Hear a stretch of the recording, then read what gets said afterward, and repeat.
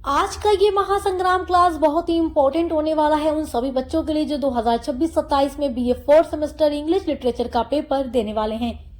अगर आपका paper MCQ based पर होता है यानी ओएमआर शीट पर होता है, आप बीए फोर्थ सेमेस्टर में इंग्लिश लिटरेचर पढ़ रहे हैं जिसमें आपके पेपर का नाम है इंडियन लिटरेचर इन ट्रांसलेशन और आप 2026 में परीक्षा देने वाले हैं। अगर आप मार्च में, अप्रैल में, मई में, जून में कभी भी परीक्षा देने वाले हैं तो आज का ये वीडियो आपके लिए बहुत इंपॉर्टेंट होने वाला है। आज की इस वीडियो में मैं आपके एग्जाम में पूछे जाने वाले वो सारे इंपॉर्टेंट एमसीक्यूज बताने वाली हूँ जो आपके एग्जाम में आने वाला है ऑल यूनिवर्सिटी में। तो बहुत इंपॉर्टेंट होने वाला है आज का ये महासंग्राम क्लास आपके एग्जाम के लिए। तो इस वीडियो को एंड तक जरूर देखिएगा और आपके टोटल जो 8 यूनिट्स हैं उन पर मैं वीडियोस अपलोड कर चुकी हूँ, तो यूनिट्स को पढ़ने के लिए आप प्लेलिस्ट को जरूर चेक कीजिएगा। चलिए शुरू करते हैं आज का ये महासंग्राम क्लास। तो देखिए आपका पहला इंपॉर्टेंट क्वेश्चन है the word translation is derive from which Latin word. ये जो ट्रांसलेशन है लैटिन वर्ड के किस वर्ड से डिराइव हुआ है, लैटिन लैंग्वेज के किस वर्ड से डिराइव मतलब लिया गया है। तो ट्रांसलेटस ऑप्शन नंबर बी आपका राइट है। नेक्स्ट आपका इंपॉर्टेंट एमसीक्यू है, देखते रहिएगा बहुत ध्यान से क्योंकि यही सारे आपके एग्जाम में आने वाला है। इन एंशिएंट इंडिया, प्राचीन भारत में translation was mainly done through. तो प्राचीन भारत में जो ट्रांसलेशन किया जाता था वो किसके माध्यम से किया जाता था। तो देखो ओरल ट्रेडिशन, यानी ओरल मतलब मौखिक, मुंह से बोल करके, ट्रेडिशन मतलब परंपराएं, तो बोल करके अनुवाद किया जाता था।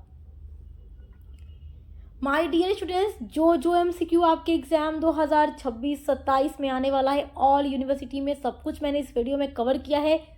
और देखिए आगे की भी जो आपकी सारे यूनिट्स हैं जो आपके सिलेबस में दिए गए हैं, जैसे कि जो भी नॉवेल दिया गया है, जो भी ड्रामा, जो भी स्टोरी आपको दी गई है, उनसे रिलेटेड जो क्वेश्चन एमसीक्यूज हैं वो सब मैं आपके लिए प्रोवाइड कराऊंगी।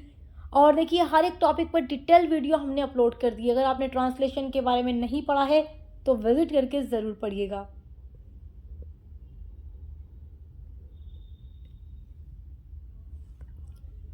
अगला क्वेश्चन है which ancient Indian text were widely translated into regional languages. Which ancient Indian text यानी कि कौन सा प्राचीन भारतीय जो टेक्स्ट था वर वाइडली ट्रांसलेटेड, जो कि वाइडली ट्रांसलेट हुआ, अनुवाद किया गया इनटू रीजनल लैंग्वेजेस। रीजनल मतलब होता है अलग अलग जो क्षेत्रीय भाषाएं हैं उनमें। तो रामायण एंड महाभारत का अलग अलग रीजनल लैंग्वेज में ट्रांसलेशन किया गया, अनुवाद किया गया, ताकि हर कोई अपनी मातृभाषा में, अपनी क्षेत्रीय भाषा में उसको पढ़कर समझ सके। तो ऑप्शन नंबर ए आपका राइट है। नेक्स्ट वेरी इंपॉर्टेंट क्वेश्चन है during the Mughal period translation was encouraged by. Mughal period में यानी मुगल काल के दौरान ट्रांसलेशन किसके द्वारा इनकरेज किया गया। तो अकबर के द्वारा किया गया, क्योंकि अकबर ने अपने टाइम पर एक ट्रांसलेशन ब्यूरो भी बनाया था जिसमें बहुत सारे ट्रांसलेटर थे, विद्वान थे, जिन्होंने अलग अलग जो किताबें हैं रामायण महाभारत उन सब का पर्शियन लैंग्वेज में अनुवाद किया था। आपका अगला इंपॉर्टेंट एमसीक्यू है the Persian translation of Mahabharat was called. जब महाभारत को पर्शियन यानी कि फारसी भाषा में अनुवाद किया गया तो उसका फारसी भाषा में क्या नाम था, उसको फारसी भाषा में क्या मतलब कि टाइटल दिया गया। तो देखिए राजमनामा ये टाइटल था। ऑप्शन नंबर ए आपका राइट है। नेक्स्ट इंपॉर्टेंट एमसीक्यू है, बहुत इंपॉर्टेंट है, देखते रहिएगा, ध्यान से नोट करते रहिए। ट्रांसलेशन हेल्प्स इन प्रमोटिंग। ट्रांसलेशन मदद करता है किस चीज़ को प्रमोट करने में, तो national integration. Option number C आपका राइट है। This is very important MCQ. India is known for being, तो देखते हैं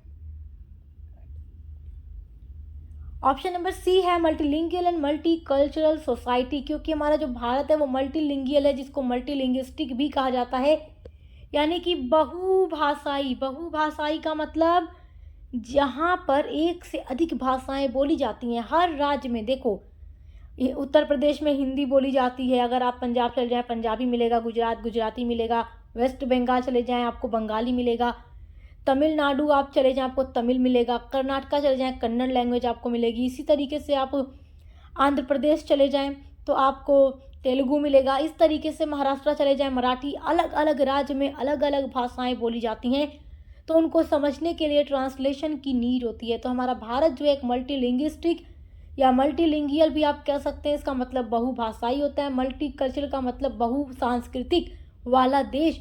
हमारे भारत में हर राज्य की अपनी अलग अलग संस्कृति, रीति रिवाज, परंपराएं हैं, तो उनको समझने के लिए अनुवाद की आवश्यकता होती है। तो ऑप्शन नंबर सी आपका राइट है। अगला क्वेश्चन है, which period saw translation of Indian text into English? किस पीरियड में देखा गया, हमारे भारत में किस टाइम पर देखा गया जो ट्रांसलेशन है ऑफ इंडियन टेक्स्ट का इनटू इंग्लिश में अनुवाद हुआ? तो ब्रिटिश पीरियड में, क्योंकि जब अंग्रेज आए तो उस टाइम पर बहुत सारी किताबें इंग्लिश में भी ट्रांसलेट की गई। तो ऑप्शन नंबर सी राइट है।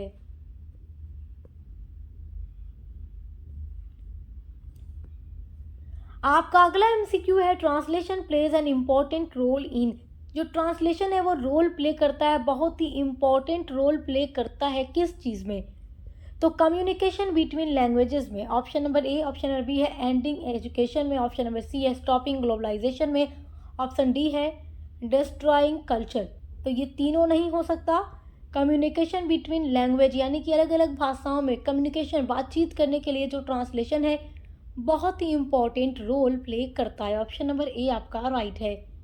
नेक्स्ट वेरी इंपॉर्टेंट एमसीक्यू है आपका, देखिए, one major challenge of translation is.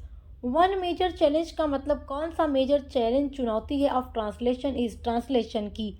तो कल्चरल डिफरेंसेस। ऑप्शन नंबर ए आपका राइट है।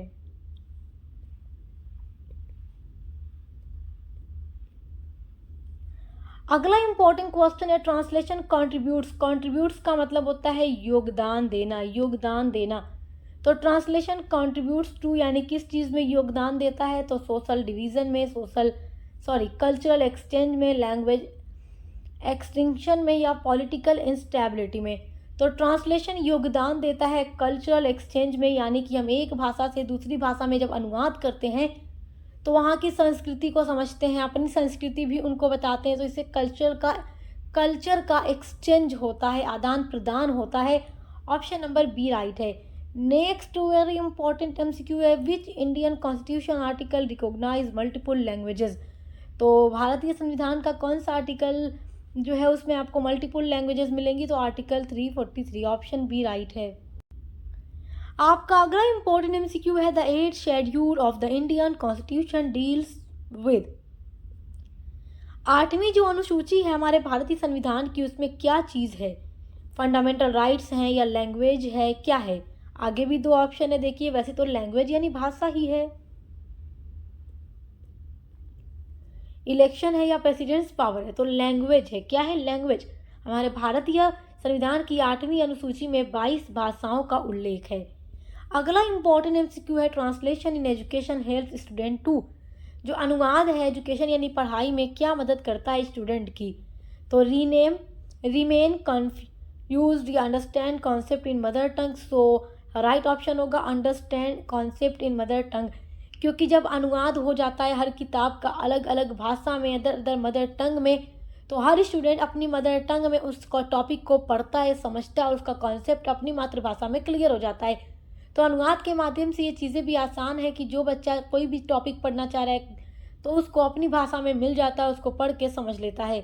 अगला इंपॉर्टेंट एमसीक्यू देखिए,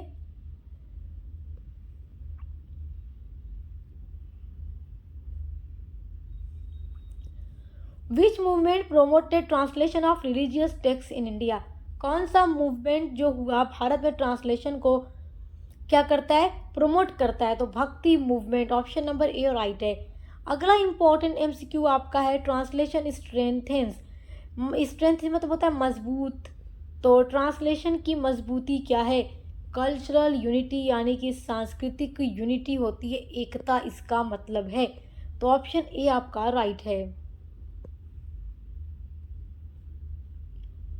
अगला वेरी इंपॉर्टेंट एमसीक्यू देखिए आपका है, इन मॉडर्न इंडिया, आधुनिक भारत में ट्रांसलेशन इज इम्पॉर्टेंट फॉर। अनुवाद किसके लिए इम्पॉर्टेंट है? तो ऑप्शन ए है मीडिया एंड जर्नलिज्म के लिए। ऑप्शन बी है एंडिंग न्यूज़ के लिए। ऑप्शन सी है रिमूविंग डाइवर्सिटी के लिए। ऑप्शन डी है लिमिटिंग कम्युनिकेशन के लिए। तो आधुनिक भारत में जो ट्रांसलेशन है वो सबसे ज़्यादा इम्पोर्टेंट है मीडिया एंड जर्नलिज्म के लिए। ऑप्शन नंबर ए आपका राइट है। आपका अगला इम्पोर्टेंट एमसीक्यू है machine translation is related to. Machine translation जो है उसका मतलब क्या है, किससे रिलेट है? तो ये टेक्नोलॉजी से रिलेट है, क्योंकि मशीन ट्रांसलेशन में आप देखिए अलग अलग कंप्यूटर सॉफ्टवेयर इन सब चीज़ों से ट्रांसलेशन किया जाता है, तो ये टेक्नोलॉजी से ही रिलेटेड है। तो ऑप्शन बी आपका राइट है। सब कुछ मैं आपको डिटेल में पढ़ा चुकी हूँ। अगर आपने डिटेल यूनिट्स पढ़ी होगी तो आपके लिए टॉपिक को समझना बहुत आसान होगा। अगला है ट्रांसलेशन हेल्प प्रिजर्व।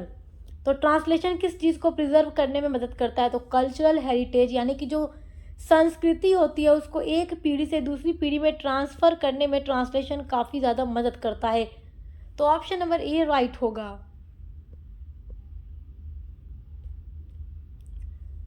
अगला वेरी इंपॉर्टेंट एमसीक्यू है one of the earliest translator in colonial India was.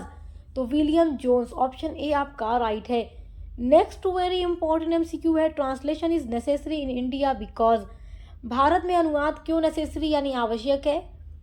Option है only one language is spoken, many language are spoking, no culture exist, everyone speak English. तो अब देखो एक ही भाषा बोली जाएगी पूरे भारत में अगर, तो अनुवाद की आवश्यकता ही नहीं होनी है। हमारे भारत में बहुत सारी भाषाएं अलग अलग स्थानों पर बोली जाती हैं, तो आपको ट्रांसलेशन की आवश्यकता पड़ जाती है। Many languages are spoking. Option number B right है।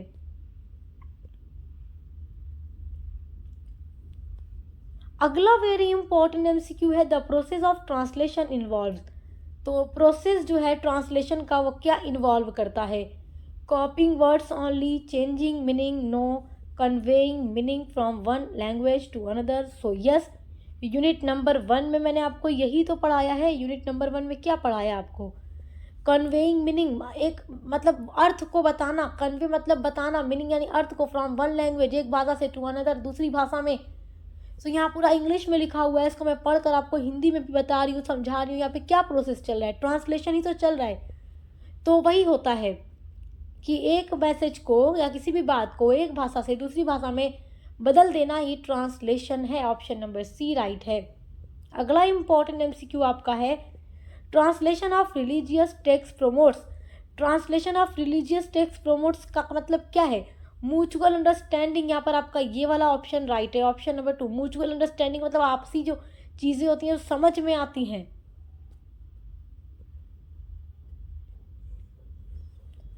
अगला वेरी वेरी इंपॉर्टेंट एमसीक्यू देखिए आपका है वेरी वेरी इंपॉर्टेंट।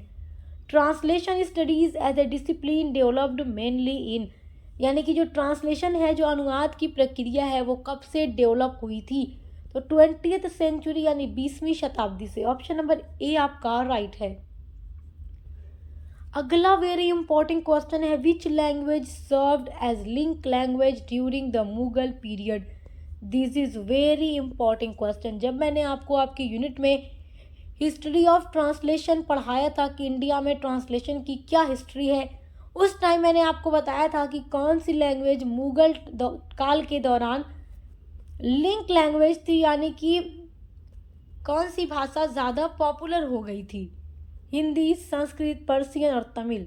तो पर्शियन यानी कि फारसी भाषा, और उस टाइम मुगल काल में बहुत सारे विद्वान भी थे जिन्होंने रामायण, महाभारत या उपनिषद को क्या किया, अलग अलग भाषाओं में फारसी में अनुवाद किया। तो पर्शियन लैंग्वेज थी जो उस टाइम मुगल काल की कोर्ट लैंग्वेज थी और बहुत ज़्यादा पॉपुलर हो गई थी। तो ऑप्शन नंबर सी आपका हो जाएगा राइट।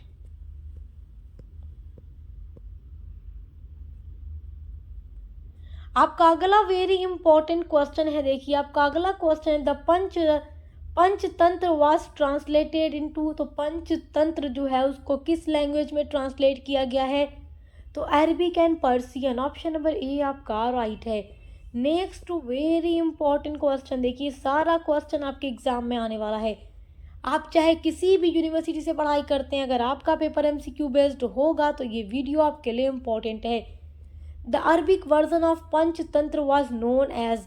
जब पंचतंत्र को अरबिक भाषा में ट्रांसलेट किया गया तो उसको अरबी भाषा में किस नाम से जाना जाता है? तो कलीला व दिमना, ऑप्शन नंबर बी आपका राइट है।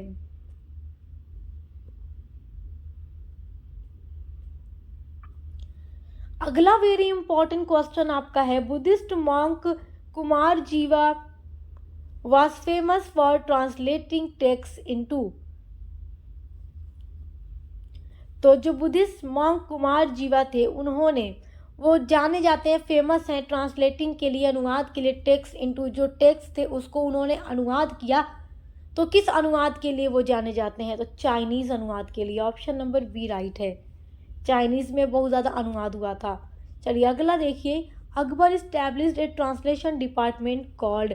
अकबर ने अपने टाइम पर एक ट्रांसलेशन डिपार्टमेंट बनाया था, तो उसको किस नाम से जाना जाता है?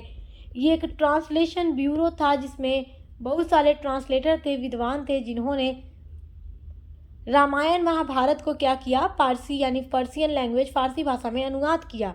तो वो किस नाम से जाना जाता था डिपार्टमेंट? मुगल काल में मकतब खाना के नाम से, ऑप्शन नंबर बी राइट है।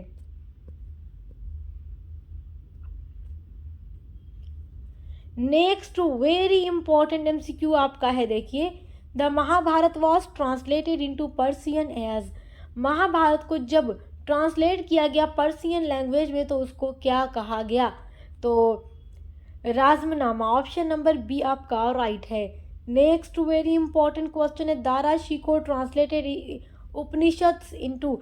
दारा शिकोह जो थे वो शाहजहां के बेटा थे और ये बहुत बड़े विद्वान थे, बहुत बड़े विद्वान स्कॉलर थे ये, और इन्होंने उपनिषद को फारसी भाषा में अनुवाद किया है। तो पर्शियन, ऑप्शन नंबर बी आपका सही उत्तर है। नेक्स्ट वेरी इंपॉर्टेंट क्वेश्चन है, the Persian translation of Upanishad was called. तो दारा शिकोह ने जो उपनिषद को पर्शियन लैंग्वेज में ट्रांसलेट किया, अनुवाद किया, तो वो किस नाम से जाना जाता है? तो Sirr-e Akbar, option number A right है आपका।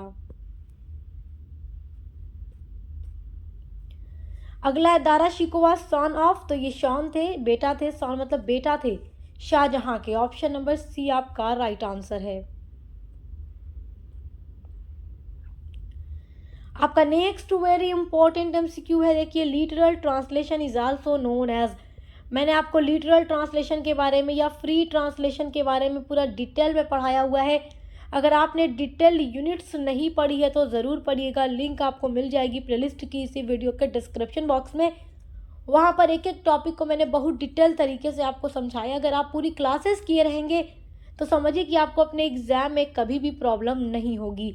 तो लिटरल ट्रांसलेशन जाना जाता है वर्ड फॉर वर्ड ट्रांसलेशन के लिए। वर्ड फॉर वर्ड ट्रांसलेशन का मतलब शब्द दर शब्द अनुवाद के लिए, यानी कि जो चीज़ जैसे लिखी है इंग्लिश में या किसी भी भाषा में, तो जो सोर्स लैंग्वेज है उसको टारगेट लैंग्वेज में बदलने के लिए। अब सोर्स लैंग्वेज क्या है, टारगेट लैंग्वेज क्या है, अगर आप नहीं जानते तो यूनिट नंबर 1 ज़रूर देखिएगा, मैंने सब कुछ आपको वहाँ पर डिटेल में पढ़ाया हुआ है।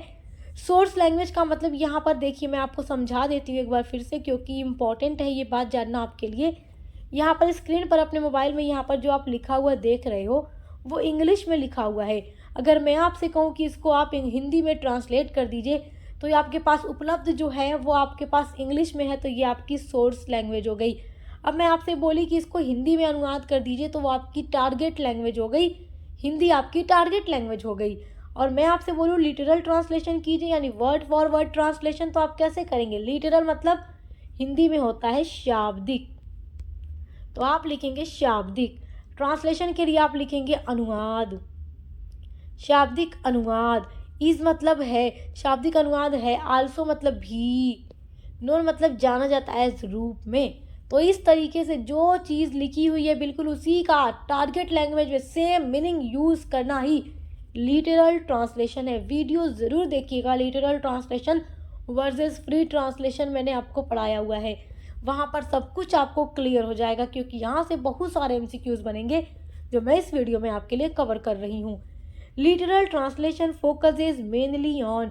तो लिटरल ट्रांसलेशन फोकस करता है exact word of the source text, यानी कि एकदम जो चीज़ें सोर्स टेक्स्ट में लिखी हुई है उसी पर वो फोकस करता है टारगेट लैंग्वेज में अनुवाद करते टाइम।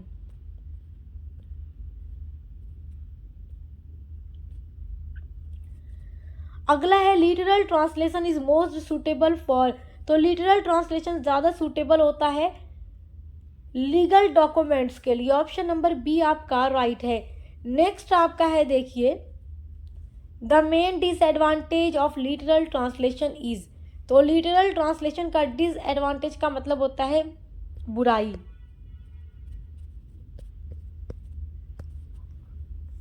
तो लिटरल ट्रांसलेशन की बुराई क्या है? तो अकवर्ड सेंटेंस स्ट्रक्चर, यानी अजीब लगता है अनुवाद करने में। अब अजीब क्यों लग रहा है, नहीं समझ पा रहे हैं ना अजीब क्यों लग रहा है? तो जाकर यूनिट नंबर 1 अभी देखिए, तभी समझ पाएंगे।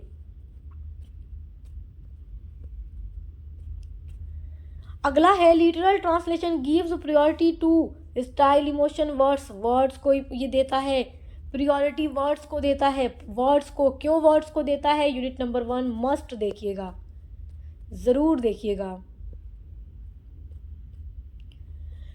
नेक्स्ट वेरी इंपॉर्टेंट क्वेश्चन है, free translation focuses on exact word, meaning and sense, grammar rules only sounds. Meaning and sense, देखो लिटरल ट्रांसलेशन एक ऐसा अनुवाद होता है ना जो जैसे लिखा हुआ है सोर्स लैंग्वेज में, बिल्कुल टारगेट लैंग्वेज का वही वर्ड यूज़ करके बस अनुवाद कर दिया जाता है, भले वो पढ़ने में अच्छा लगे ना लगे, स्ट्रक्चर सेट हो या ना हो। लेकिन फ्री ट्रांसलेशन में जैसे लिखा होता है बिल्कुल वैसे ही अनुवाद नहीं होता। बस इसमें इस चीज़ पर गौर किया जाता है फ्री ट्रांसलेशन में कि जो सोर्स लैंग्वेज में लिखा हुआ है बिल्कुल टारगेट लैंग्वेज में पढ़ने पर वही इम्पैक्ट दे जाए, वही सेंस हो, वही इम्पैक्ट पड़े, वही मीनिंग निकले। भले ही सोर्स लैंग्वेज में कुछ वर्ड्स हैं जो टारगेट लैंग्वेज में सेम वही वर्ड्स यूज़ ना हो, लेकिन मीनिंग सेम वही निकले जो सोर्स लैंग्वेज में है वही टारगेट लैंग्वेज में। यहाँ पर मीनिंग पर जोर दिया जाता है। समझ नहीं पा रहे, यूनिट नंबर 1 जरूर देखिएगा। अगला है free translation is also known as, तो ये जाना जाता है डायनेमिक इक्विवेलेंस के नाम से, यानी कि इसमें मीनिंग पर जोर दिया जाता है। इसमें मूल जो पार्ट होता है, ओरिजिनल जो टेक्स्ट होता है, वो अनुवाद करने के बाद भी बिल्कुल वही इम्पैक्ट छोड़े अपने रीडर पर, इस बात पर फ्री ट्रांसलेशन में जोर दिया जाता है। फ्री ट्रांसलेशन काफ़ी ज़्यादा अच्छा भी होता है। अगला वेरी इंपॉर्टेंट एमसीक्यू है, free translation allows the translator to. तो फ्री ट्रांसलेशन क्या अलाउ करता है ट्रांसलेटर यानी अनुवादक को? तो ये अलाउ करता है change words for better meaning, कि वर्ड्स को भले वो चेंज कर दे लेकिन मीनिंग वही निकले जो कि हमारे सोर्स लैंग्वेज में है। सोर्स लैंग्वेज में जो है वही निकलनी चाहिए मीनिंग। अगला है free translation is most suitable for poetry and literature, के लिए काफ़ी ज़्यादा सुटेबल होता है।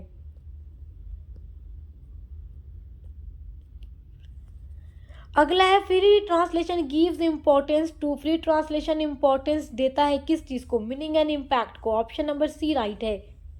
अगला है free translation helps in. Free translation मदद करता है तो कल्चरल एडेप्टेशन में मदद करता है। ऑप्शन ए राइट है।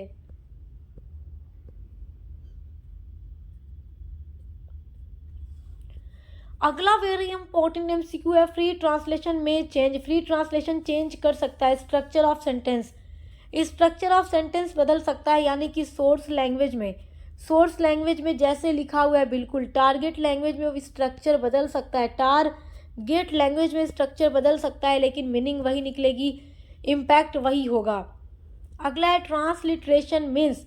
अब देखिए ट्रांसलिट्रेशन का मतलब होता है कि इसमें प्रोनाउंसिएशन पर जोर दिया जाता है, converting strip from one language to another. अब देखिए अनुवाद का मतलब होता है कि एक भाषा से पूरा दूसरी भाषा में बदल देना, लेकिन ट्रांसलिट्रेशन क्या होता है, जैसे यहाँ पर मैं आपको बता रही हूँ, ध्यान दीजिएगा, तुम क्या कर रहे हो, तुम क्या कर रहे हो, ये मैंने हिंदी में लिखा है, ठीक है, हिंदी में लिखा है मैंने। अब मैं इसको लिखूं, तुम क्या कर रहे हो। अब देखिए यहाँ पर मैंने इंग्लिश अल्फ़ाबेट्स के वर्ड्स को यूज़ करके हिंदी में ही लिखा है, तुम क्या कर रहे हो, यानी यहाँ पर इंग्लिश का अल्फ़ाबेट हुआ है, यहाँ पर हिंदी की देवनागरी लिपि, यहाँ पर रोमन लिपि, बट प्रोनाउंसिएशन तो सेम है ना, तुम क्या कर रहे हो, तुम क्या कर रहे हो। देवनागरी लिपि में भी, रोमन लिपि में भी। तो ये होता है ट्रांसलिट्रेशन। यहाँ पर प्रोनाउंसिएशन पर जोर दिया जाता है।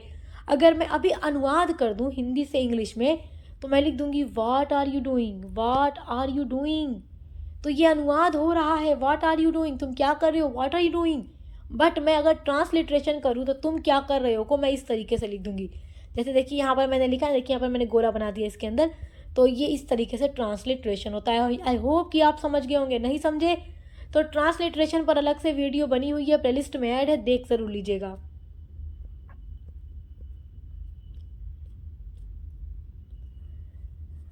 अगला है ट्रांसलिट्रेशन फोकस ऑन। तो ये प्रोनाउंसिएशन पर फोकस करता है। अभी मैंने एग्जाम्पल आपको दिया भी है। ऑप्शन नंबर बी राइट है।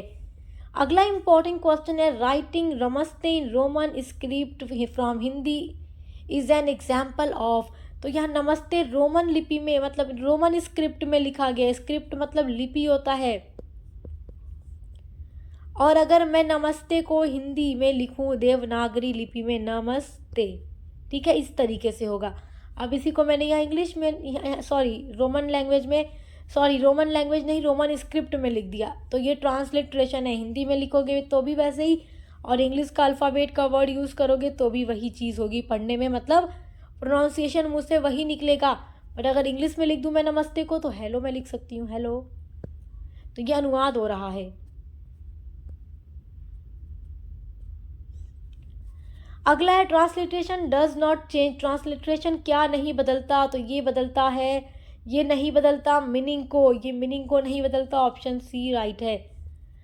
देखिए अगला है transliteration is useful for. Transliteration काफ़ी ज़्यादा यूज़फुल होता है उन लोगों के लिए जो कि दूसरी लैंग्वेज को सीख रहे हैं, लैंग्वेज लर्निंग के लिए। क्योंकि जब दूसरी लैंग्वेज सीखी जाती है तो ट्रांसलिट्रेशन का यूज़ करके उसको अपने स्क्रिप्ट में लिखकर इंसान समझ सकता है, बोलना जान सकता है, क्योंकि वहाँ पर प्रोनाउंसिएशन पर जोर दिया जाता है। तो ऑप्शन नंबर ए आपका राइट है।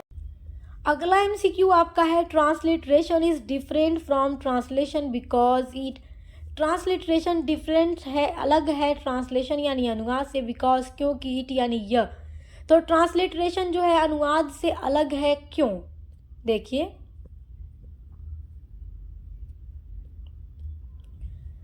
Change meaning, keep original words but change script, change ideas, add content.